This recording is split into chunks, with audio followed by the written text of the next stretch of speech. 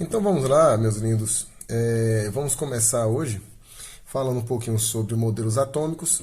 Eu preciso que você lembre um pouquinho de quando antes não tinha modelos atômicos, né? Então entenda o seguinte, não vou começar colocando um conceito aqui em cima de modelos atômicos realmente. Não vou colocar não.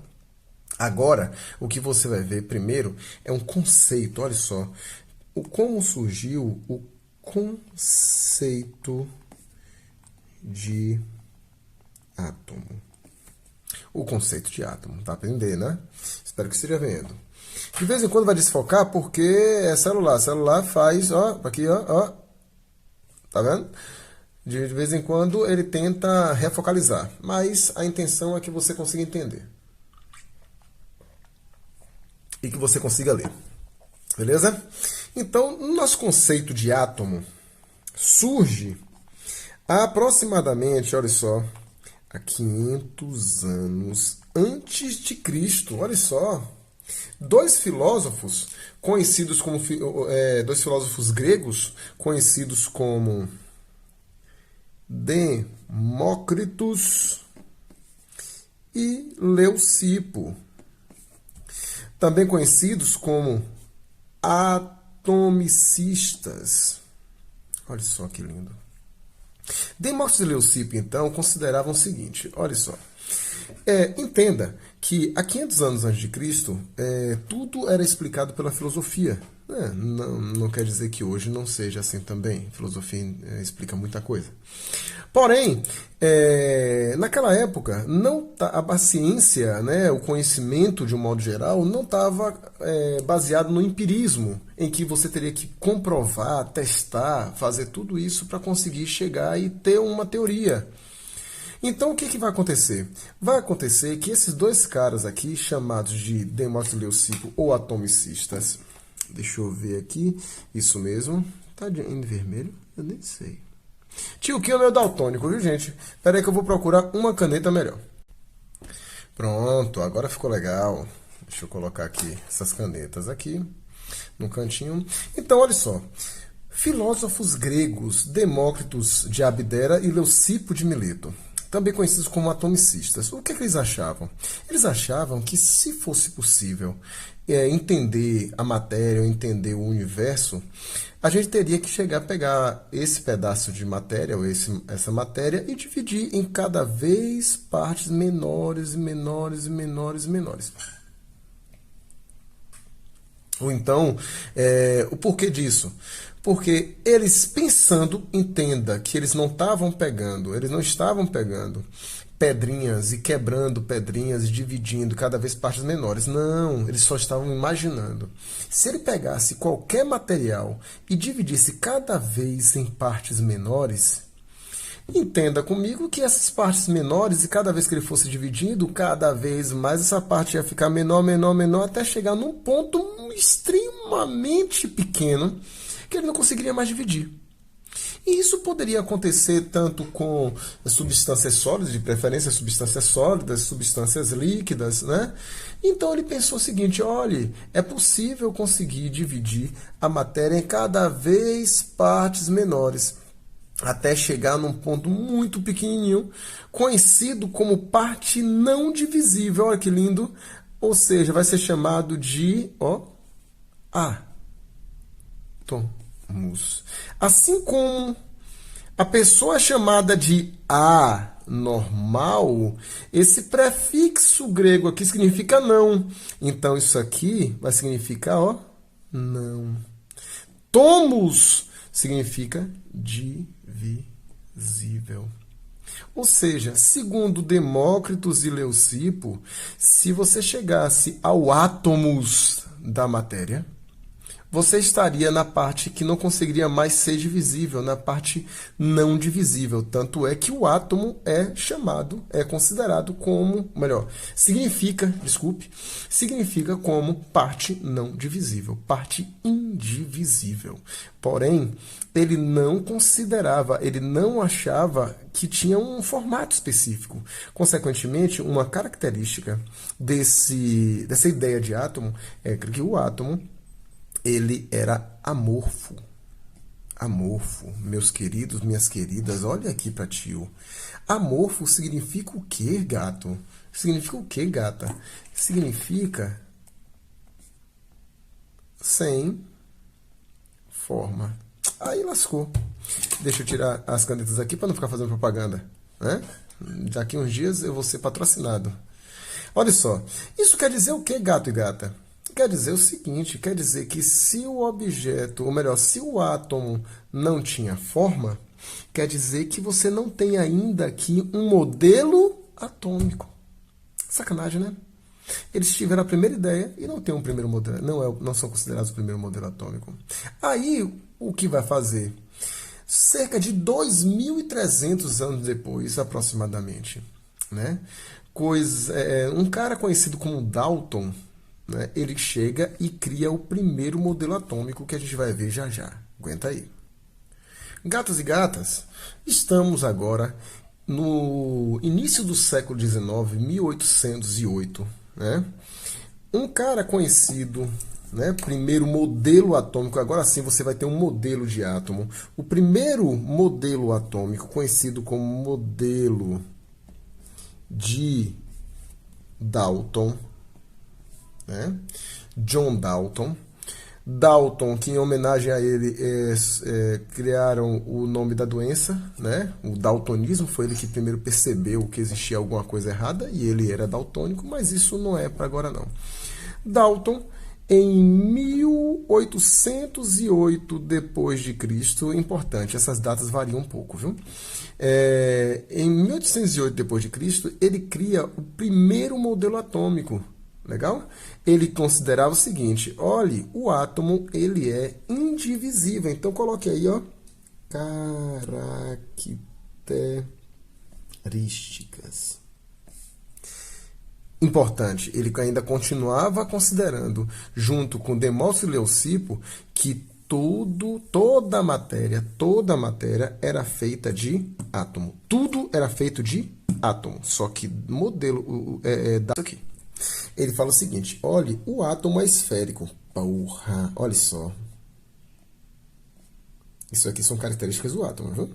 Esférico. Que lindo. Quando ele fala que o átomo é esférico, ele lascou em banda. Por quê? Porque ele cria um modelo.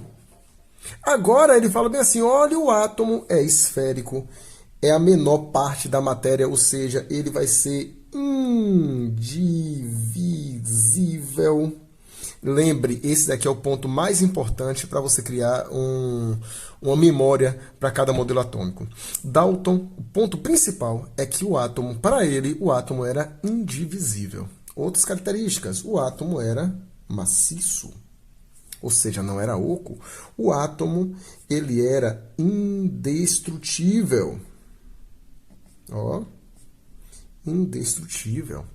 O átomo, ele era homogêneo. Beleza? Importante também, o átomo era homogêneo. E como é que você conseguia identificar, Dalton, meu filho, como é que você identificava um elemento químico de outro elemento químico? Ele falava muito fácil. Eu identifico, ó, identificados, no caso os átomos, por favor, a partir de quem? De quê? Me ajude aí? Eu estou ouvindo daqui? Da massa atômica. Ó, so beautiful. Legal? Então, identificados a partir da massa atômica. É a massa atômica, gatos e gatas, que na época identificava o elemento químico. Mais ou menos contemporâneo a ele, teve um cara conhecido como Mendeleev.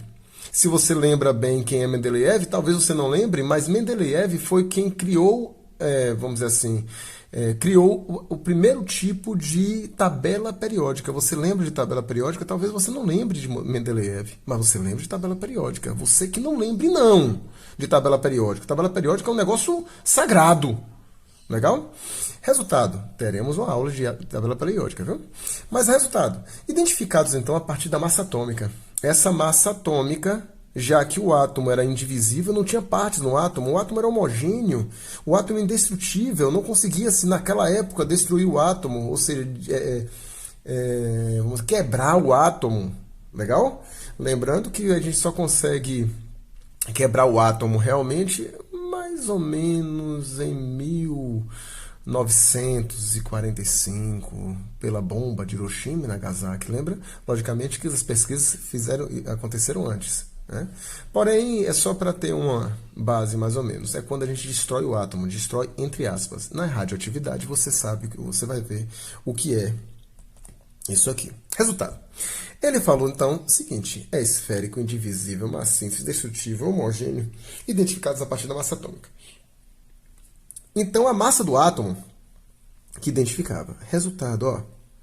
Vou fazer aqui, olha só, uma esfera perfeita. Jesus. Né?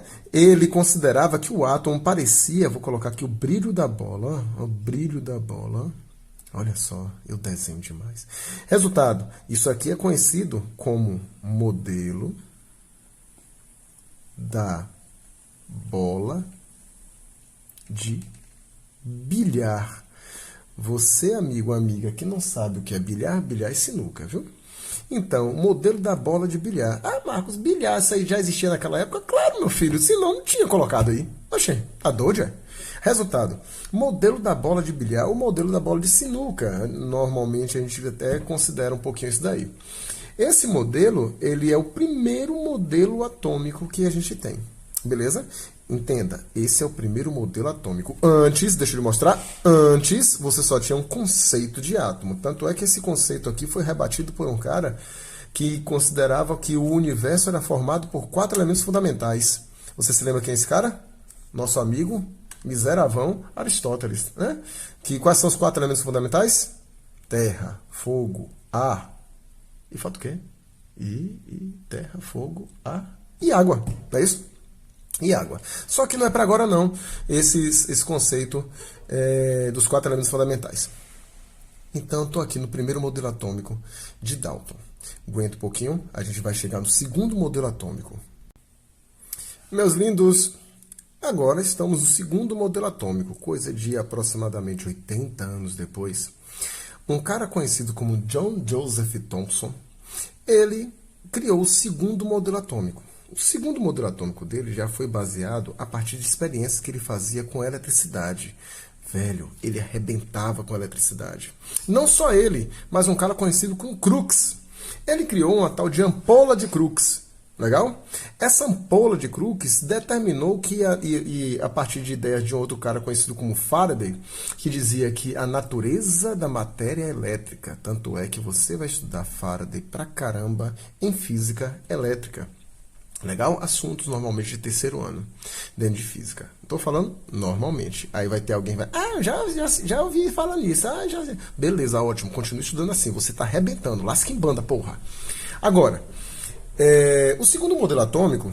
Eita, tá chovendo aqui, peraí. Pronto, voltei. Olha só. O segundo modelo atômico, ele já considera e começa a perceber que dentro do átomo existem 2 partículas, né? Claro que a ampola de Crookes, depois eu lhe mostro como é que ela foi feita, beleza? Não é o ponto principal agora da nossa aula. Vai ter uma partezinha ou uma dicasinha só para explicar a ampola de Crookes. Mas o importante é o seguinte. Vamos começar com as características. Olha só, você se lembra que o átomo era esférico? Continua esférico. Você se lembra que o átomo era maciço? Continua maciço. Você se lembra que o átomo era indestrutível? Continua indestrutível. Porém, agora, o átomo, além de esférico, maciço, indestrutível, ele deixou de ser homogêneo.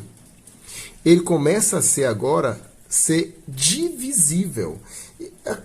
Tem algumas questões, né, que eu gosto muito, aparecem dizendo bem assim: olha, o átomo, o Thomson dividiu o indivisível. Ficou até poético. Olha só que maravilha, dramático.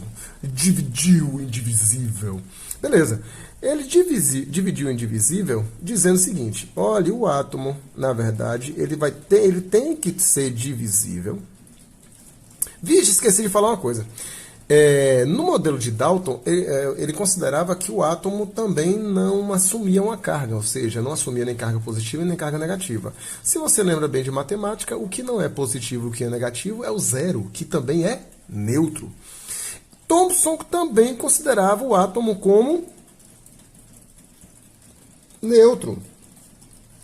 Mas Marcos, ele dividiu esse átomo como? Olha só, ele não dividiu o átomo, ele disse o seguinte, olha, o átomo ele é divisível em duas partículas, em um negócio conhecido como, olha só, prótons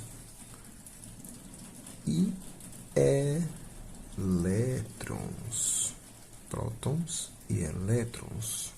Legal? Prótons e elétrons. Gente, então quer dizer o que, Marcos? Quer dizer que esses dois aqui são cargas. São cargas que existem dentro do átomo, que constituem o átomo. E o átomo continuava sendo o quê? Neutro. Como assim? Isso aí é maluquice, né? Não, gato, né? Não, gata. Olha só, o átomo continuava sendo neutro por causa disso aqui, ó. A quantidade. E aí, caneta ruim da porra. A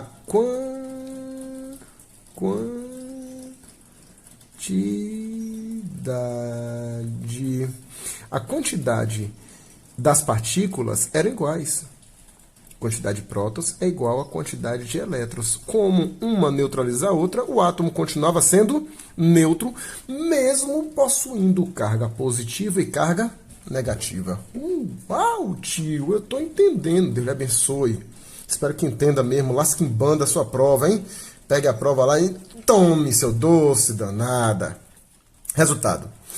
Se a quantidade de prótons e elétrons é igual, o átomo continuava sendo neutro, o que é que vai acontecer? Vai acontecer que o átomo deixou de ser indivisível. O átomo agora vai ser ele que vai criar um modelo, né? Não sei por que naquela época o pessoal gostava tanto de colocar uns nomes nos modelos, né? Chamado de modelo do pudim de passas ou pudim de ameixas.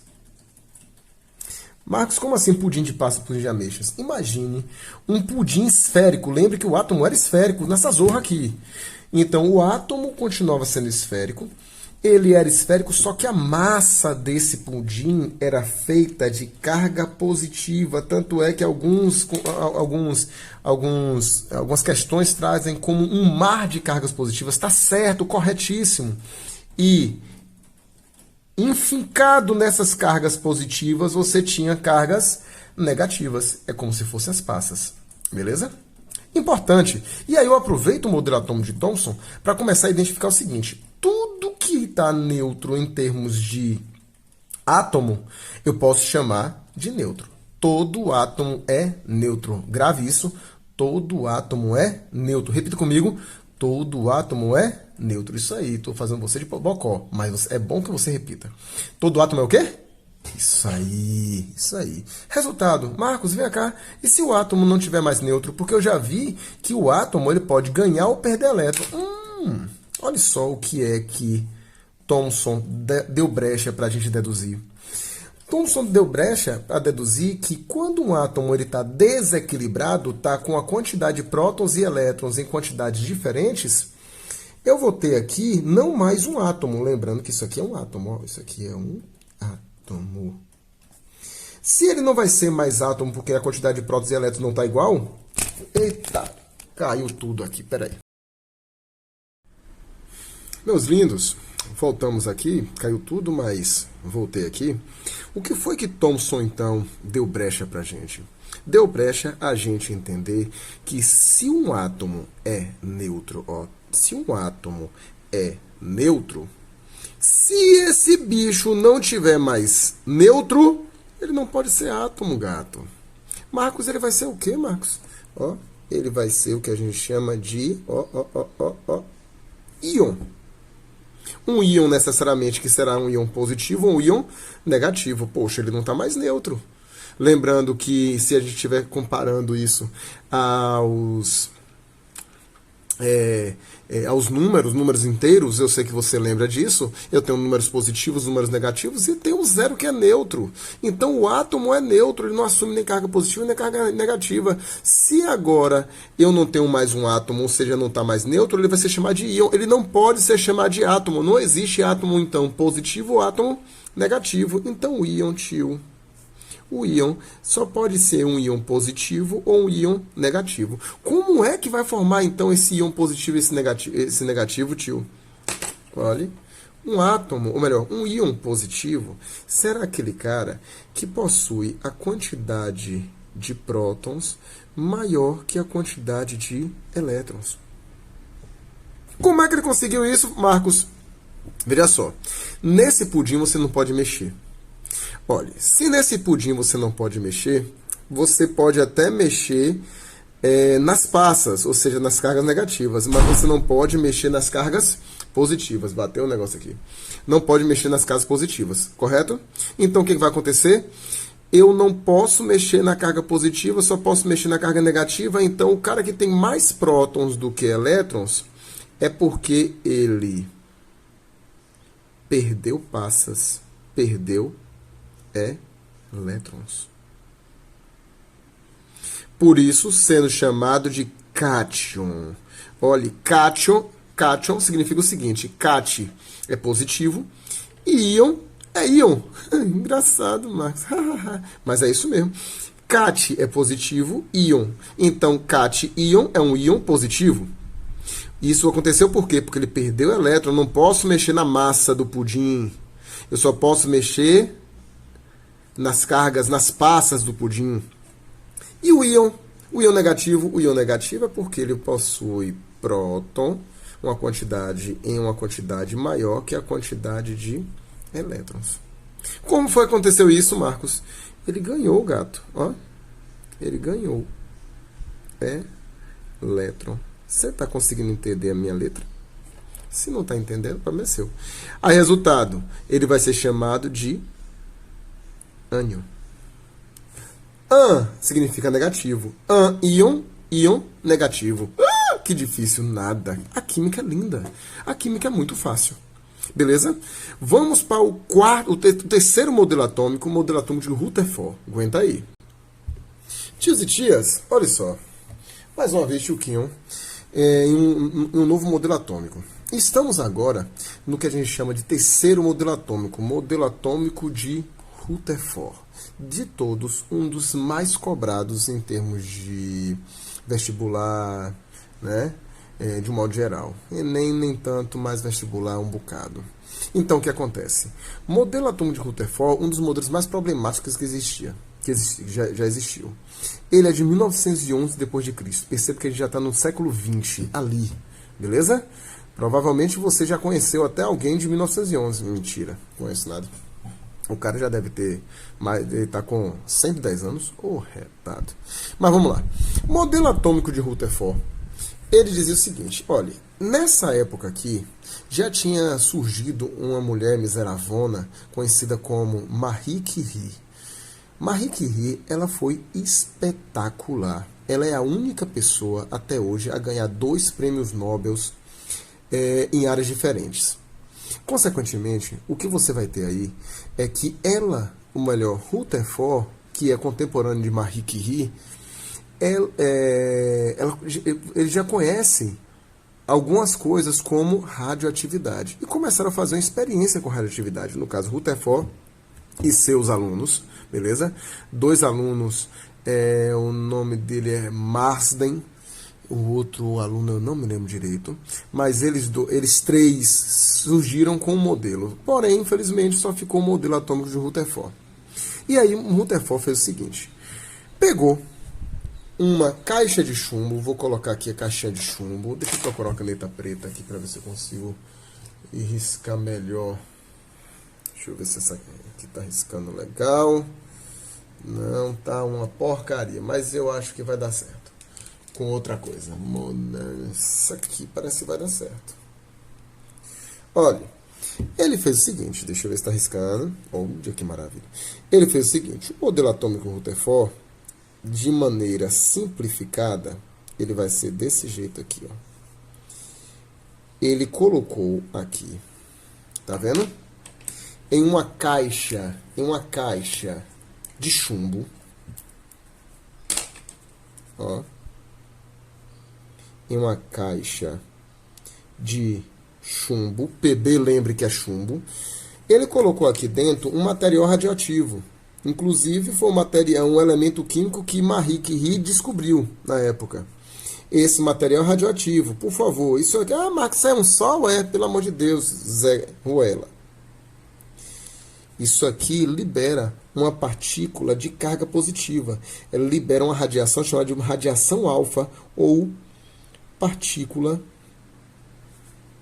alfa. Quando você passa pelo segundo ano, você lembra da partícula alfa, beta e gama. Beleza? Então, isso é uma partícula alfa. Houveram outras barreiras para que a partícula alfa fosse somente um raiozinho bem fininho. Legal? Isso para quê? Porque ele queria pegar aqui na frente e bombardear uma placa de ouro. Olha só, deixa eu ver o que eu tenho aqui para colocar de ouro. Opa, não, aqui não. Deixa eu ver. Não tenho mais caneta que fosse. Aqui, bonitinho, uma plaquinha de ouro. Colocou aqui, ó, uma plaquinha de ouro. Você tá vendo a placa de ouro? Opa, aqui eu tô vendo. Colocou nessa plaquinha de ouro. O que vai acontecer?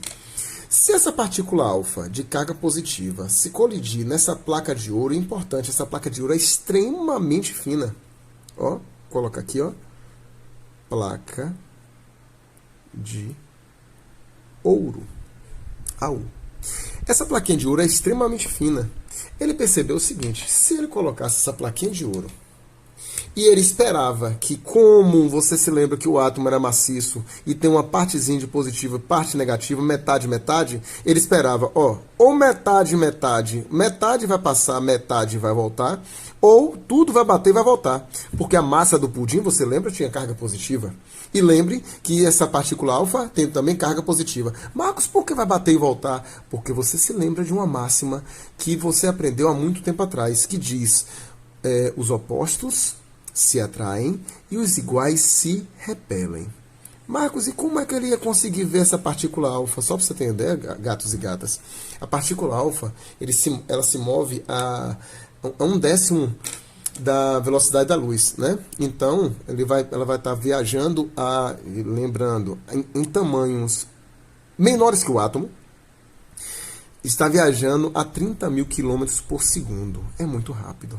O que vai acontecer então? Essa partícula alfa, ele esperava que batesse aqui e voltasse, ou batesse metade e voltasse metade. O que foi que aconteceu? Passou tudo, gato, ó.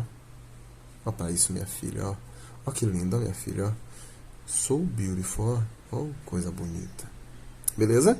Aí ele percebeu, olha, esse daqui teve alguns desvios, poucos desvios. Enquanto 100.000 sofriam poucos desvios, recebia um grande desvio e um outro pegava e batia e voltava. Ó, que maravilha. Ele chegou e falou bem assim, poxa, então, essa partícula, melhor, esse átomo não é como o Rutherford falou, não. Sim, desculpe, esse átomo não é como Thomson falou, não. E aí vem Rutherford, vem cá, Rutherford, então como é o átomo, para segundo você, já que você é um miseravão? Ele, então peraí que eu vou lascar em banda agora. Segundo ele, o átomo era assim. Você tinha um átomo aqui, olha só, que esfera quase perfeita, eu sou um monstro no desenho, beleza? Esse átomo aí possuía uma parte central pequenininha, 100.000 vezes menor, chamada de, a partir de agora a gente vai saber chamar isso e nunca mais vai esquecer, chamada de núcleo. Ó, núcleo. E ao redor desse núcleo, o que é que eu tenho? Ao redor desse núcleo só tem um elétron se movendo a uma velocidade absurda. Beleza? Tanto é que é uma velocidade tão absurda que ele consegue criar um volume muito maior do que o núcleo. Essa velocidade, essa parte aqui, que só tem elétron, criativamente vai ser chamada de eletrosfera. Olha só que lindo. não é? Como é que ele conseguiu pensar assim, Marcos? É porque a partícula alfa, quando passava direto assim, passava aqui, ó, pela eletrosfera. Agora, quando ela passava próximo do núcleo, ou ela era desviada, ou ela era repelida, porque a partícula alfa tem carga, o que? Me ajude? Positiva. E os iguais se repelem. Ó. Tá vendo como a química é fácil? A química é linda. Resultado, o que foi que Rutherford concluiu? Ele concluiu o seguinte, você vai anotar, que eu não vou anotar aqui, você vai anotar porque você está ouvindo o tioquinho. Você vai colocar o seguinte, ó, duas características. Primeira característica, eu vou falar devagar. Marcos, eu não consigo escrever tão rápido, não. Vá pausando o vídeo, o problema é seu. Aí repare só, você vai colocar o seguinte. O átomo é um grande vazio. Quem é esse grande vazio, gato? Quem é esse grande vazio, gata? Chamada de eletrosfera. Tem mais vazio do que elétron aqui, é verdade. Se eu tiver 10 prótons aqui, eu vou ter 10 elétrons aqui girando em alta velocidade que criam um volume absurdo em comparação ao tamanho dele. Então, eu tenho mais espaço vazio entre os elétrons do que próprio elétron aqui. Então, a eletrosfera é um grande vazio, segundo Rutherford. Aí, continuando. O átomo é um grande vazio, eletrosfera, com um núcleo positivo 100 mil vezes menor do que o próprio átomo. Marcos, como é, então, que esse núcleo vai ficar positivo? Meu filho, você viu nesse instante que o átomo é feito por prótons e elétrons, e o próton é positivo. Sim, Marcos, mas vem cá, você acabou de me dizer que os opostos se atraem e os iguais se repelem. Como é que todos os positivos vão ficar aqui no núcleo? Você faz cada pergunta espetacular, meu filho. Opa, aqui, ó.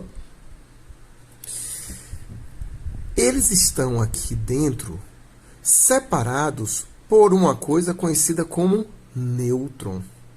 Olha só. Ele, então, está separado como nêutron. Ou seja, se eu tiver dois prótons, esses dois prótons eles vão ser separados por um nêutron. Olha só, que dedinho bonitinho. Então, esses dois prótons serão separados por um nêutron.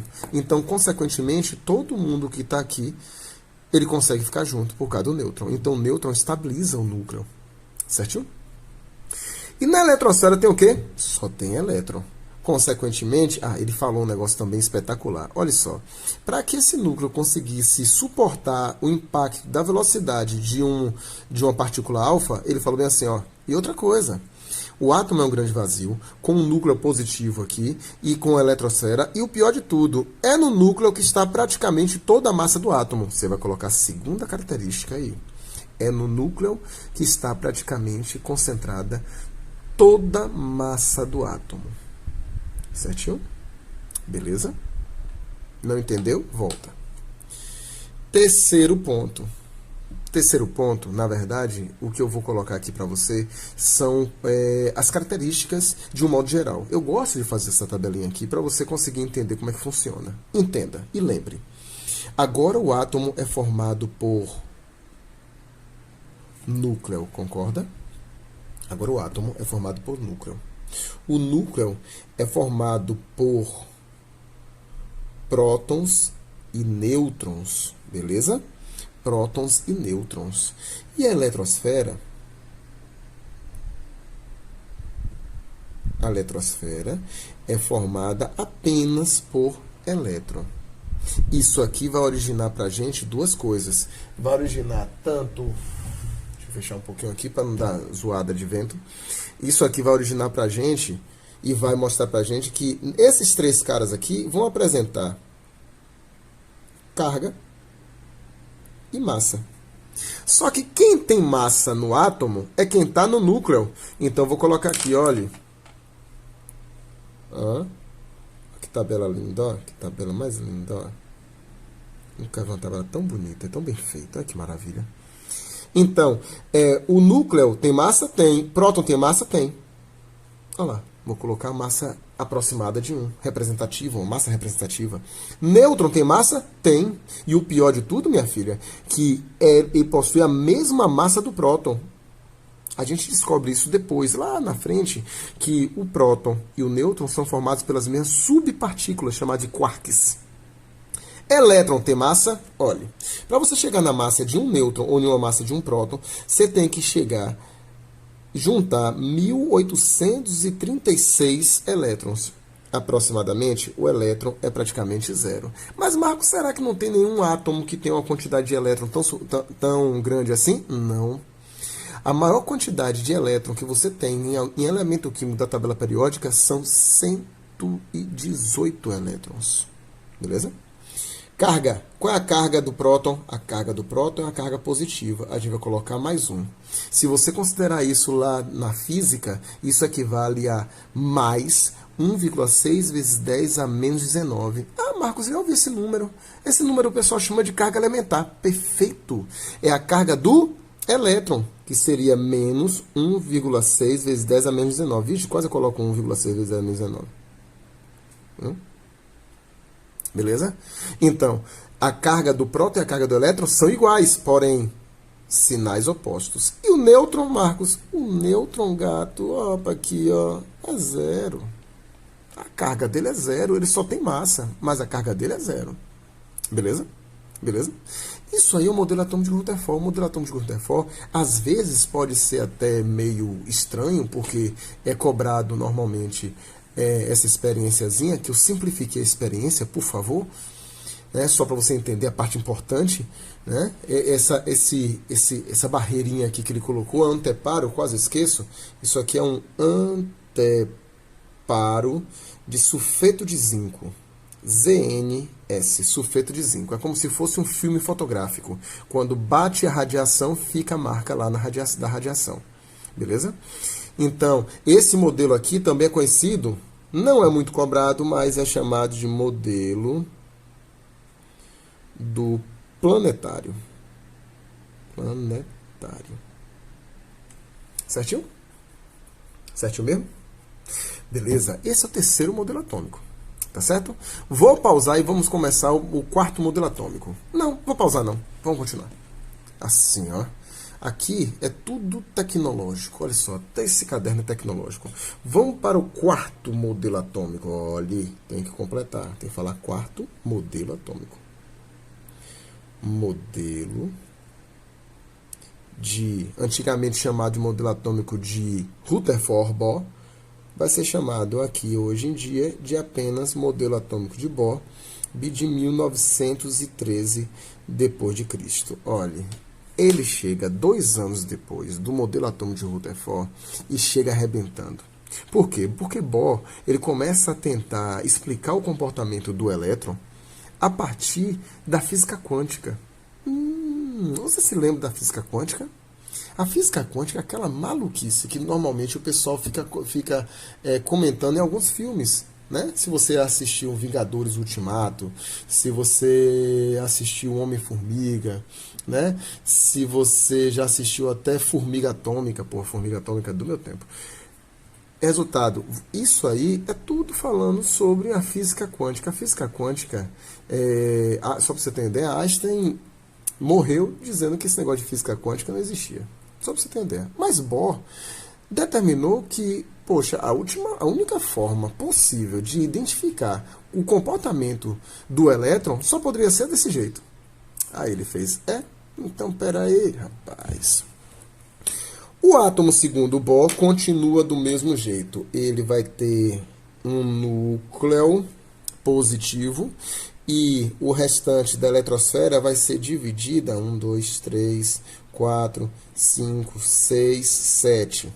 Ele vai ser dividida em 7 camadas ou níveis energéticos. K, L, M, N, O, P e Q. Esse é o nível 1, 2, 3, 4, 5, 6, 7. Marcos, esse nível de energia é de quem? Do elétron, filho. O elétron, então, ele pode estar em qualquer lugar desse aqui. Se ele não ganhar nem perder elétron, ele vai ficar com a energia dele o tempo todo do mesmo jeito. Girando aqui. Agora, imagine que eu tenha um elétron aqui. Olha o elétron. girando aqui na camada O.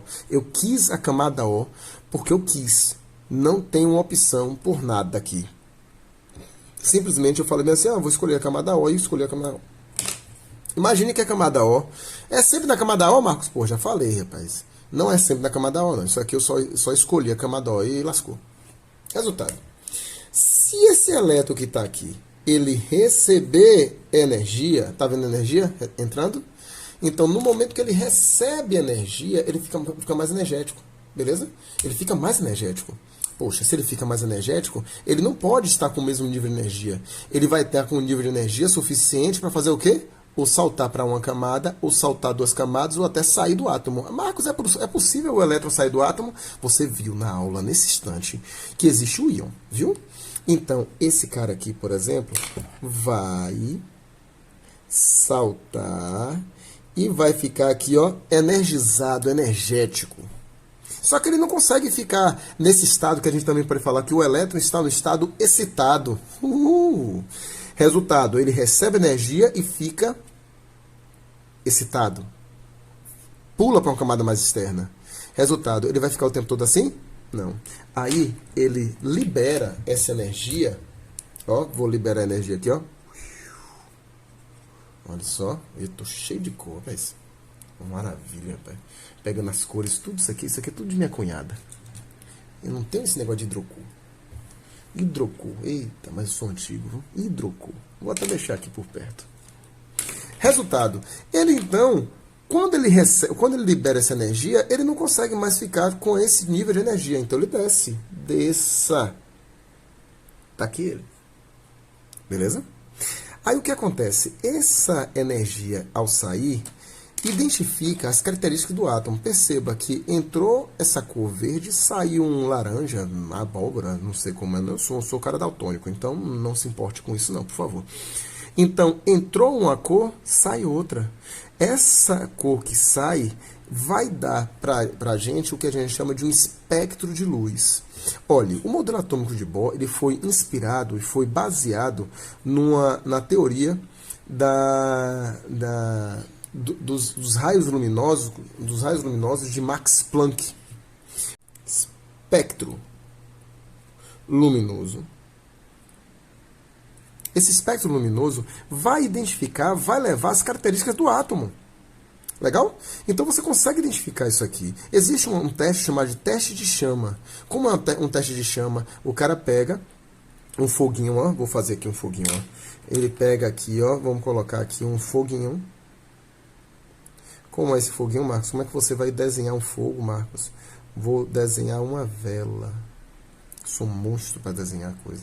Aí, resultado, você vem aqui e coloca um determinado material. Beleza? Colocou aqui um determinado material. Marcos, isso é um churrasco? É churrasco do seu pai.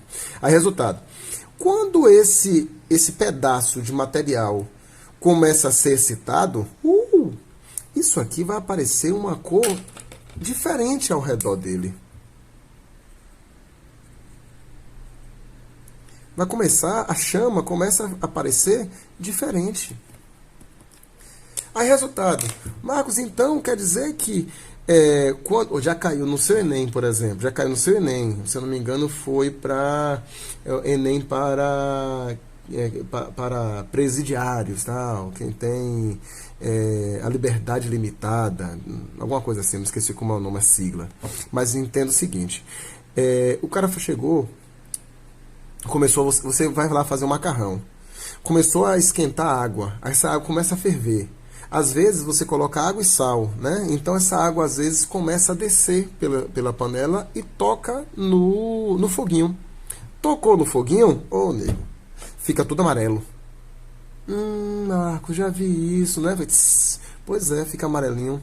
Aquele amarelinho ficou assim por causa de quem? Por causa do sódio, amigo. Os fogos de artifício, eles hoje em dia são tão caros por quê? Porque eles emitem cores diferentes. Para emitir cores diferentes, eles precisam purificar e colocar ali dentro, junto com a pólvora, elementos químicos diferentes que vão dar a cor daquele material. Já caiu, por exemplo, várias vezes na Consultec, né? A maior parte dos vestibulares aqui da Bahia, em termos de estaduais e particulares, boa parte deles é pela Consultec. Então a Consultec adora essas questões assim. Resultado, segundo o nosso amigo Bohr, quais são as conclusões dele? Olha, o átomo é feito de núcleo e órbitas. Cuidado, não é orbital. E órbitas lineares aqui. Se o elétron não absorve nem libera energia, o elétron fica na mesma órbita, ou seja, ele possui energia quantizada. Porém, quando ele absorve energia, salta para uma camada mais externa, e ao liberar energia, ele salta para uma camada mais interna, liberando o chamado espectro luminoso. Beleza, meu filho e minha filha? Certinho? Então, Deus lhe abençoe, vai estudar, vai aproveitar para fazer exercício, viu?